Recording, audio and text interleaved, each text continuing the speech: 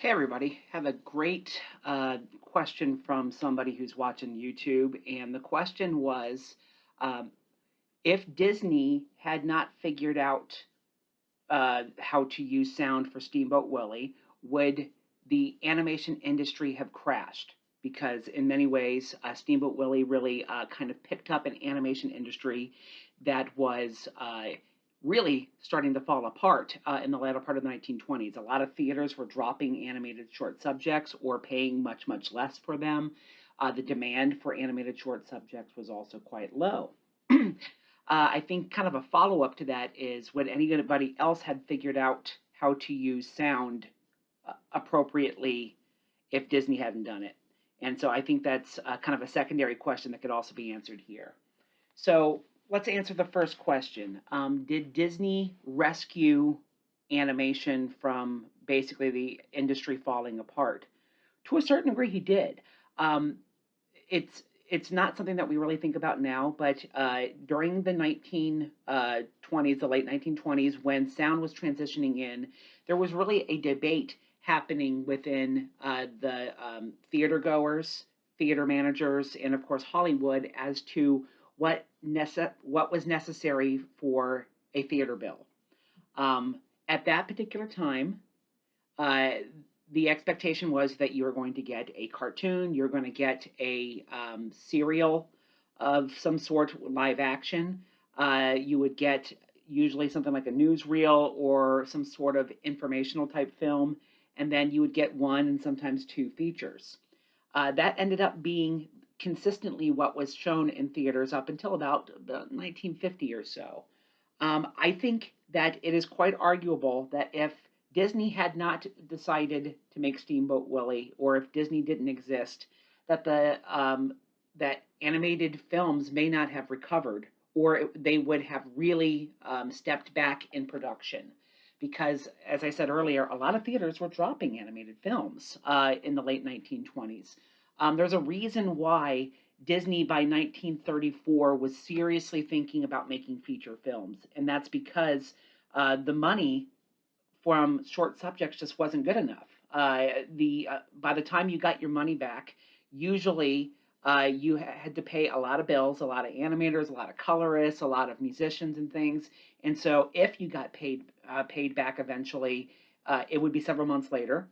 And if you and if you made a short subject, there's really no guarantee you were going to get your money back at all. There was very slim margins on it. I think a lot of studios would have closed down, and there would have been a at least a much smaller amount of films being made in Hollywood during the 1930s, at least for a few years until somebody had a breakthrough. I think that probably would have happened if Disney had not come out with Steamboat Willie and rejuvenated the animation industry. It was moving in that direction. To answer the other question, would people have been able to figure out sound without Disney? Yes, they absolutely would have.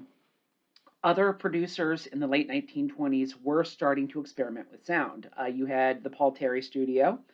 They were starting to make early animated films that had sound, but their process was basically making the film a silent film and then adding on sound effects on top of it, where there was really no dialogue. It was mainly sound effects, and maybe occasionally they would apply a vocal to the already made silent film.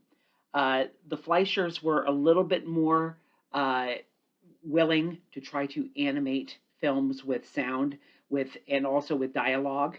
However, even they were trying to cheapen that process. And as many people know, Fleischer eventually settled in on the practice of essentially animating the film and then just having the voice actors all at once in a live recording add their vocals after the effect.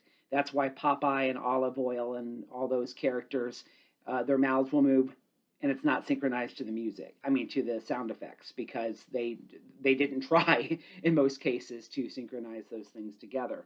I do think that as time would have gone along, people would have refined the process and that they would have tried applying more and more vocals to a story or music that added to a story and what wasn't just generic music on top of a silent film. The reason why Disney was so successful with their Steamboat Willie was because Disney was the first to realize that animation in and of itself could actually drive the narrative and be more than just a novelty.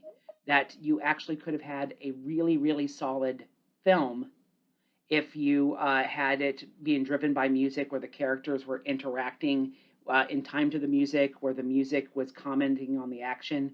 Disney understood earlier than everybody else how to use music other than just it being, oh, novel, look, there's music on the soundtrack.